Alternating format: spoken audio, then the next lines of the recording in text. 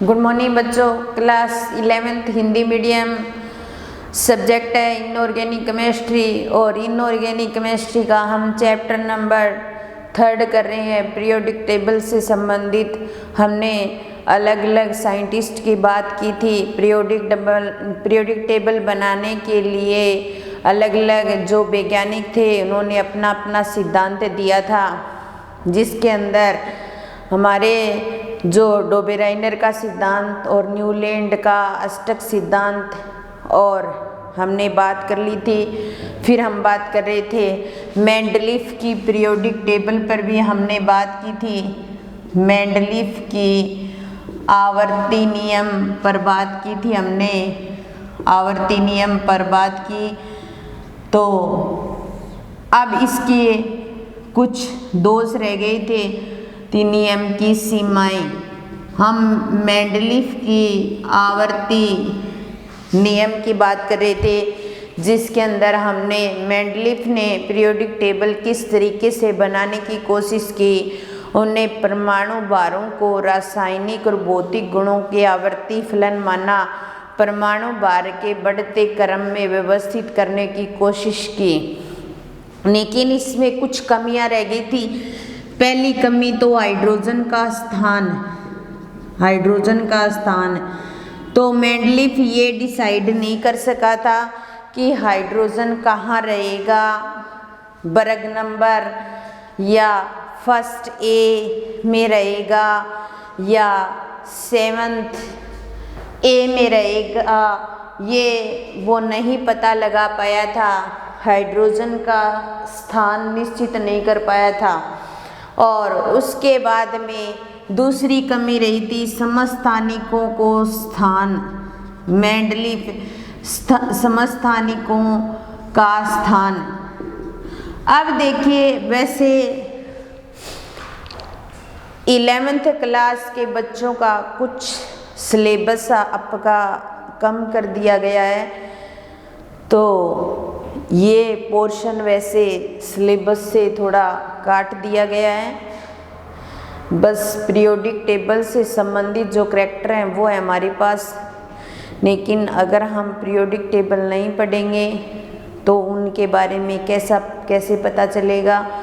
कुछ पोर्शन यहाँ से काट दिया गया है, फिर भी मैं थोड़ा सा आपको रिवाइज भी करवा रही हूँ। पीछे वाला एक बार बेसिक करवा रही हूँ ताकि आगे वाले करैक्टर समझ में आ जाए।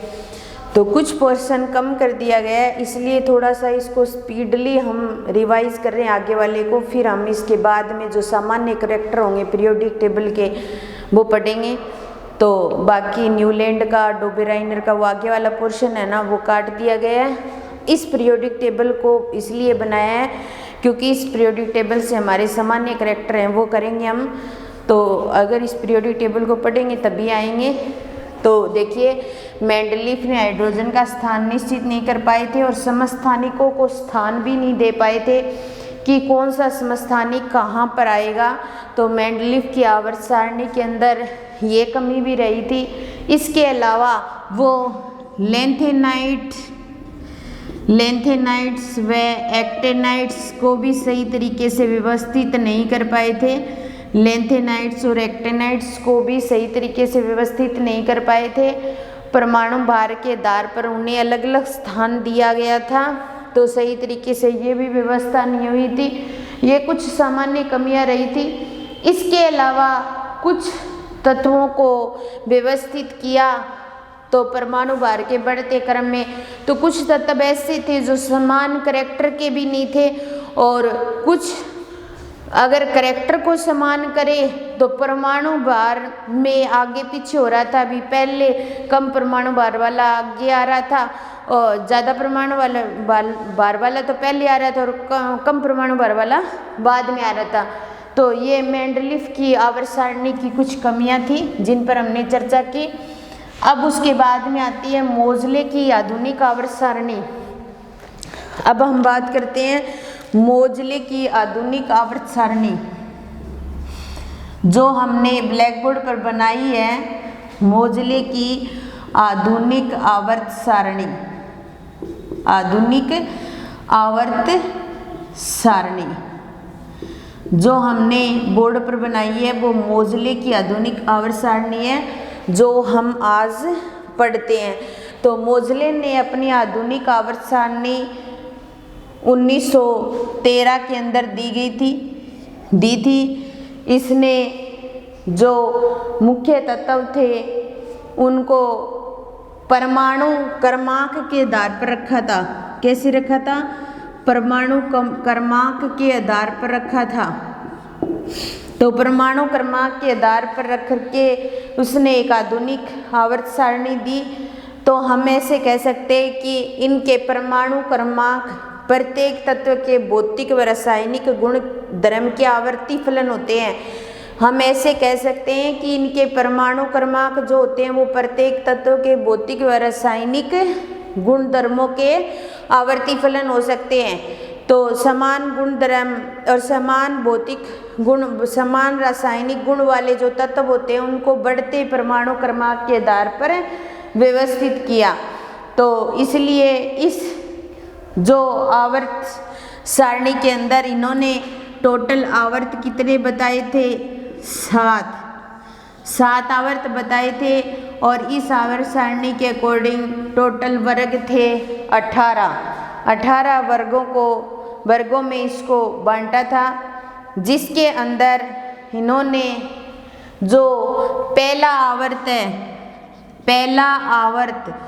पहले आवर्त के अंदर इसने 2 तत्व रखे, दूसरे आवर्त के अंदर 8 तत्व रखे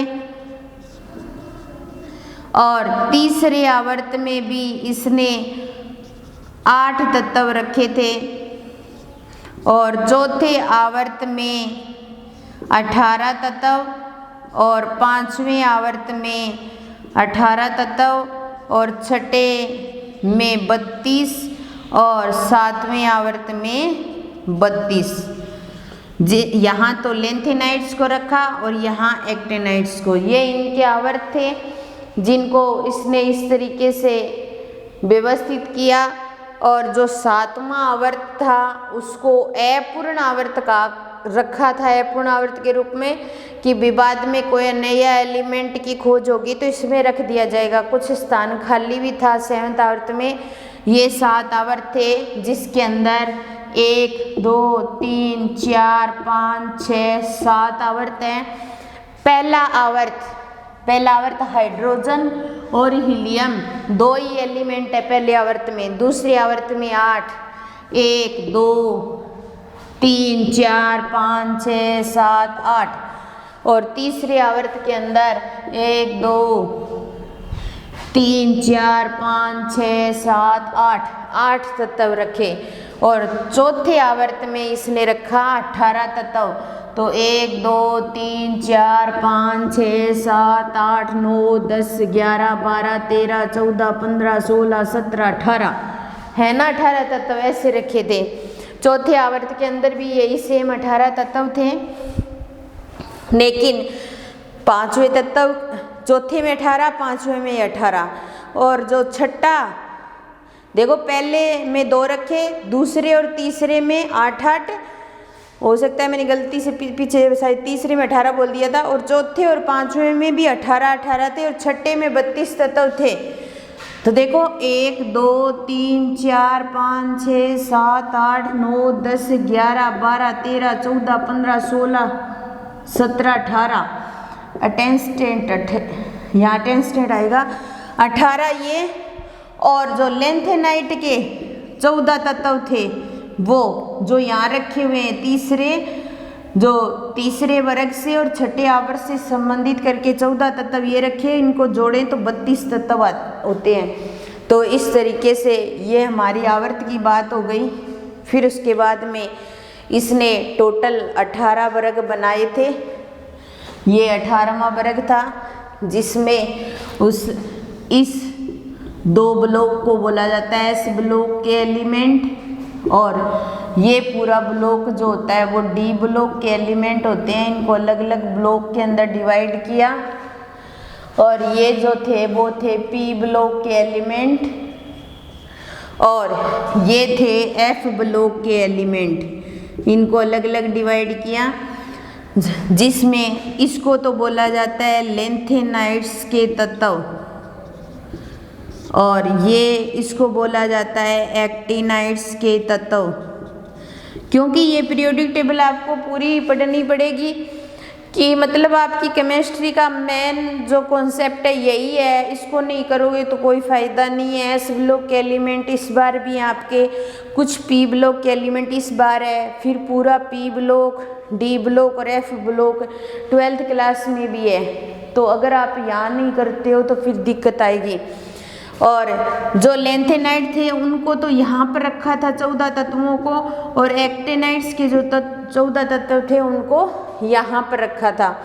ये तो हमारे आवर्त और वर्ग की बात हो गई थी, जिसने परमाणु क्रमांक के बढ़ते क्रम के अकॉर्डिंग रखा था। अगर हमें इन तत्वों का परमाणु क्रमांक ज्ञात करना हो तो देखो, हाइड्रोजन का 1 और हीलियम का क्या होता है, 2 होता है। तो देखो हम इनके परमाणु क्रमांक निकाल सकते हैं। 2, 8, 8, 18, 18 और 32 के क्रम को याद रखें। तो 1 में 2 जोड़ दो, 3 आ गया।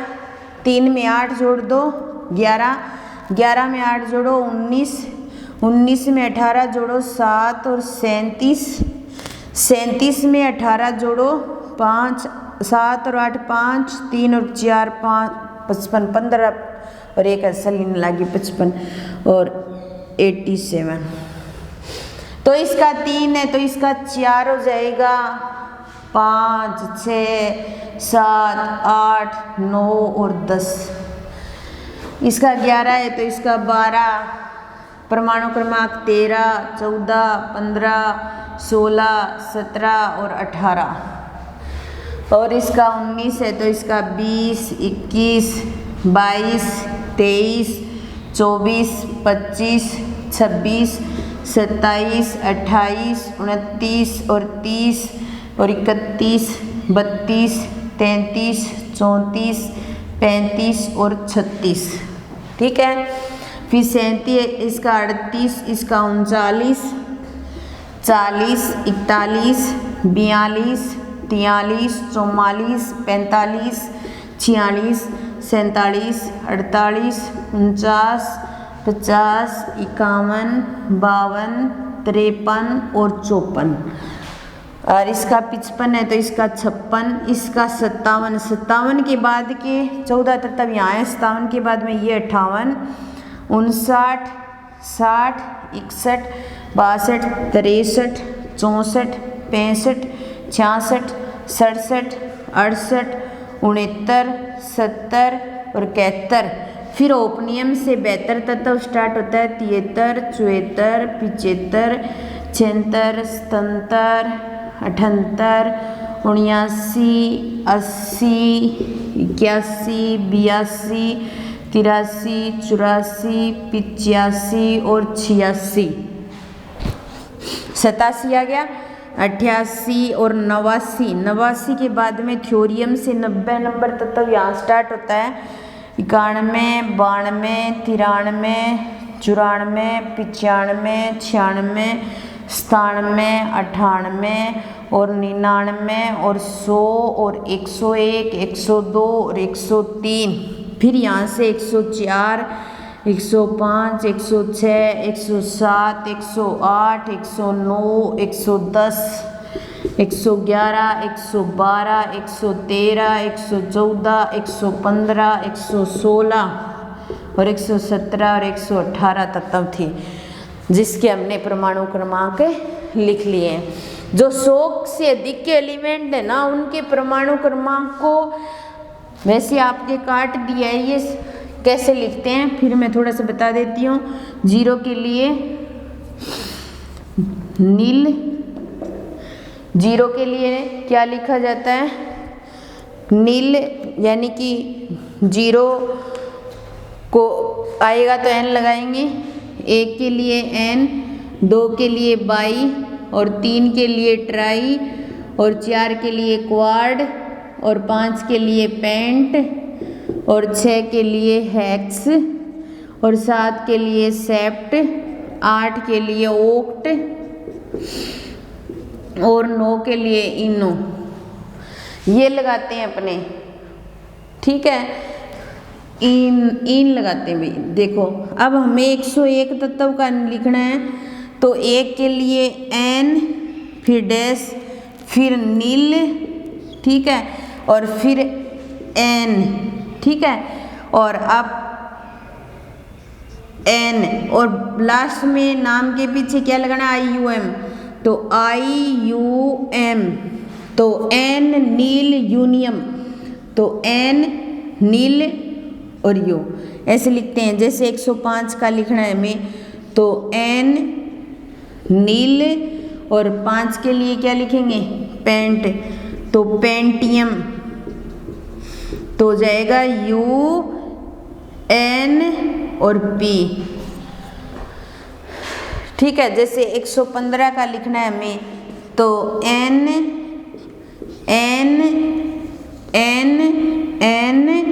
और पेंटियम, तो इसका हो जाएगा UUP, ये देखो हमने लगा रखा है UUP, ठीक है ना। तो इस तरीके से लिखते हैं। ये वैसे सिलेबस से हटा दिया आपके, वैसे कोई विशेष 12th क्लास में काम भी नहीं आता, नाम के लिए बोला जाता है। तो अब हमारे पास टोटल ब्लॉक हो गए, एक S ब्लॉक एलिमेंट हो गया, ठीक है, और एक हो गए P ब्लॉक एलिमेंट, और एक हो गए D ब्लॉक एलिमेंट, और एक हो गए F ब्लॉक एलिमेंट। क्या हो गए, F ब्लॉक एलिमेंट, ये हो गए हमारे पास। तो S ब्लॉक एलिमेंट जिसके 2 ही वर्ग हैं, ठीक है, और D ब्लॉक एलिमेंट जिसके 10 वर्ग, और P ब्लॉक एलिमेंट जिसके 6 वर्ग, और F ब्लॉक के तत्वों को 2 भागों में बांटा गया है। एक होते हैं लेंथेनाइड्स और एक होते हैं एक्टिनाइड्स। तो S ब्लॉक के एलिमेंट का मतलब इलेक्ट्रॉन लास्ट S कक्षक में जा रहा है, तो वो S ब्लॉक के एलिमेंट होते हैं। P ब्लॉक के एलिमेंट मतलब लास्ट जो इलेक्ट्रॉन है वो कहाँ जा रहा है, P कक्षक में जा रहा है। और D ब्लॉक के एलिमेंट जिनको संक्रमण तत्व या ट्रांजिशन एलिमेंट भी कह सकते हैं, यानी कि लास्ट इलेक्ट्रॉन D कक्षक में जा रहा है, तो D ब्लॉक के एलिमेंट हो गए। और F ब्लॉक के एलिमेंट लास्ट जो इलेक्ट्रॉन है वो F ब्लॉक में जा रहा है, इसलिए इन्हें F ब्लॉक के एलिमेंट कहा जा सकता है। तो इस तरीके से हमारे पास S ब्लॉक एलिमेंट के अंदर 1 2 3 4 5 6 7 8 9 10 11 12 13 टोटल 13 तत्वों को माना जाता है। तो हम एक एक ब्लॉक की बात करेंगे कि उनके क्या करैक्टर होते हैं। तो सबसे पहले हम S ब्लॉक की बात करते हैं। S ब्लॉक के तत्व, तो आपको वैसे तो समझ ही आ गया कि ये 2 वर्ग S ब्लॉक के और 3 से 12 तक के वर्ग D ब्लॉक के, और P ब्लॉक के जो तत्व होते हैं उनको 6 वर्गों में रखा गया है। और F ब्लॉक के तत्वों को यहाँ तीसरे वर्ग और छठे आवर्त से संबंधित करके लेंथेनाइड्स को यहाँ रखा गया है, और तीसरे वर्ग और 7वें आवर्त से संबंधित करके एक्टिनाइड्स को यहाँ रखा गया है। और सबके मैंने परमाणु क्रमांक निकालने भी आपको बता दिए। तो अब हम अलग अलग S ब्लॉक के एलिमेंट के क्या करैक्टर होते हैं, P ब्लॉक के एलिमेंट के क्या करैक्टर होते हैं, D ब्लॉक और F ब्लॉक के एलिमेंट के क्या करैक्टर होते हैं, उनका सामान्य इलेक्ट्रॉनिक विन्यास क्या होता है, लास्ट इलेक्ट्रॉन कौन सी कक्षक में जा रहा है, S ब्लॉक के हैं तो S कक्षक में जाएगा, P ब्लॉक के हैं तो P कक्षक में, D के हैं तो D कक्षक में जाएगा, F के हैं तो F कक्षक में जाएगा, किस तरीके से जाएगा, उनका सामान्य इलेक्ट्रॉनीय विन्यास क्या होगा, उनकी ऑक्सीकरण अवस्था क्या होगी, उन पर भी चर्चा करेंगे। तो हमारे पास टोटल 4 ब्लॉक आ गए। इन चारों ब्लॉक के तत्व, P ब्लॉक के तत्व और D ब्लॉक के तत्व और F ब्लॉक के तत्व, इनके जो सामान्य करैक्टर हैं वो हम नेक्स्ट क्लास के अंदर पढ़ेंगे। F ब्लॉक के तत्व, नेक्स्ट क्लास में हम चर्चा करेंगे इनसे संबंधित बात। बाकी हम दोबारा पीरियोडिक टेबल को नहीं बनाएंगे। पीरियोडिक टेबल से संबंधित जो बात है वो मैंने आपको बता दी कि किस कैसे इनका डिवाइडेशन किया गया है। तो जो 100 से ऊपर के तत्व होते हैं उनको इस तरीके से लिखा जा सकता है। यहाँ पर तो हमने 111 जो तत्व है वहाँ से स्टार्ट किया है, हम ऐसे भी लिख सकते हैं। तो ये थी हमारी मोजले की आधुनिक पीरियोडिक टेबल जिससे संबंधित हमने बात की, और आज हम यही पीरियोडिक टेबल काम में लेते हैं और आज की क्लास भी हम यहीं समाप्त करते हैं। धन्यवाद।